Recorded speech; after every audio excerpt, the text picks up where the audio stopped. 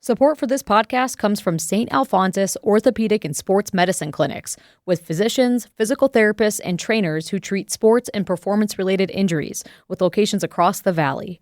More information on services and locations at stalphonsus.org/stayactive. Idaho is a big state, and it covers a lot of territory. Idaho Matters wants to take you to every corner of the Gem State by visiting all 44 counties, and we need your help to do that.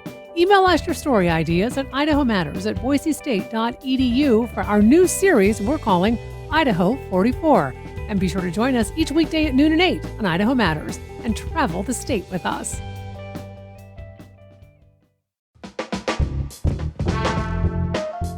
From Boise State Public Radio, this is The Connector. It's Idaho's Daily News. Good morning. I'm George Prentice.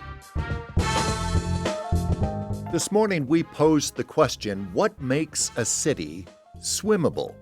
And Idaho City swimmable. We'll tell you more about that in a moment. Plus, we have details on Idaho's own version of DOGE, and they'll be meeting today. And we also will tell you about an exhibit from the Smithsonian Institution that is in Idaho. It is Monday, the 25th of August, and away we go. The Idaho Legislature's DOGE Task Force returns to the State House today. You'll remember that DOGE gained national notoriety when Elon Musk began calling for widespread federal government layoffs and service cuts. Now the Idaho Legislature has its own DOGE. The committee's co-chair is GOP Representative Jeff Ehlers of Meridian. He says the committee has three primary focus areas. Looking at agencies and divisions and departments for reduction, consolidation, or elimination. Second, looking at state employees for efficiencies and other things. And third, looking at state travel.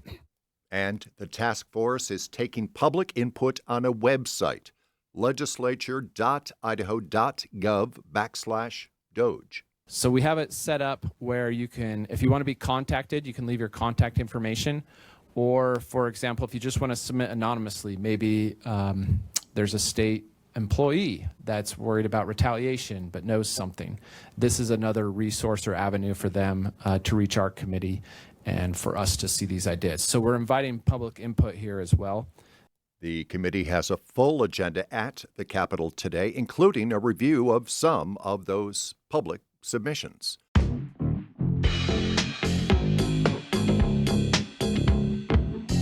While the Smithsonian Institution is in the crosshairs of Donald Trump's White House, its traveling exhibitions continue. One of their most recent stops is at the University of Idaho. That to encourage students to participate in democracy. The Smithsonian's Democracy in America exhibition has taken over the first and second floors of the U of I's library. The Lewiston Tribune reporting that the exhibit will stay at the U of I through October 1st and then travel up to Coeur d'Alene next. The goal, to inspire college students to be more politically active. President Trump has ordered a review of the Smithsonian, which he accuses of being woke. The city of McCall is joining an international effort to make sure rivers and lakes are safe for urban swimmers. Julie Lucata tells us more. It all started when Paris tried to clean the River Seine ahead of the 2024 Summer Olympics, kicking off a global conversation on people's right to swim in urban waterways. A year later, 83 cities around the world, including Vienna, Johannesburg, Seoul, Baltimore, and now McCall, signed on to be part of a Swimmable Cities Alliance. It's a global alliance and sort of a new grassroots movement, and it's about being able to swim in urban places with clean water. McCall Economic Development Director Michelle Grinvalt presented the initiative at Thursday's council meeting. She says it would encourage the town to keep in mind swimmers' needs. It's kind of an underrepresented recreational group within our community because there's not really like an industry behind it. It's pretty minimal in that you need not a lot, but maybe a swimsuit. It's preferred.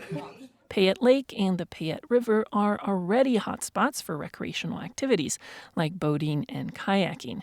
But by joining the alliance, McCall would commit to keeping waterways clean and designating areas specifically for swimming. I very much think about the no-wake zone and buoys and ensuring that we have, safe places for people to open water swim. The council voted unanimously to sign on to the Swimmable Cities Charter. Julie Luqueta, Boise State Public Radio News. The State Public Utility Commission has set some important dates concerning a rate increase requested by Idaho Power. All in, it is a nearly $200 million proposed increase that would raise customer bills by about 13%. If approved, an average Idaho Power residential customer might see their monthly bill go up by about $21. Idaho Power says it would send about $73 million to fund energy production, another $53 million for grid investments, another $25 million would be for wildfire resilience. The Public Utilities Commission will be holding an online workshop on Friday, September 26th, and then in-person customer hearings, first in Twin Falls on October 27th, and then in Boise on November 20th. And right now, written comments on the application are being accepted, and that will continue until November 20th, and you can submit written comments at puc.idaho.gov. puc.idaho.gov. Now to North Idaho and the popular Silverwood theme park. Riders on the so-called spin cycle ride got a scare recently, a scare they did not expect. They remained suspended upside down. The ride was stuck.